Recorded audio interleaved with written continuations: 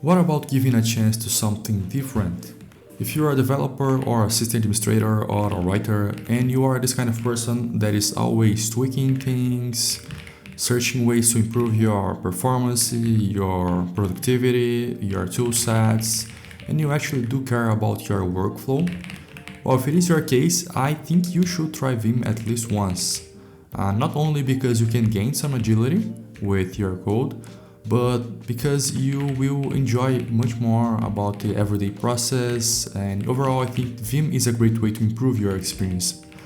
The problem is that Vim is not intuitive. It is like an alien technology. People see it and they get scared because it's kind of complex for starters. But I found a way to anyone start with Vim with minimum friction. So you keep your ID, you will not be spending days configuring things and reading manuals, just simply doing things and solving your everyday problems. And in no time you will be used to Vim feeling like you are a real artisan. And if you are interested in these things, I really suggest you to take a look at my course and see you there.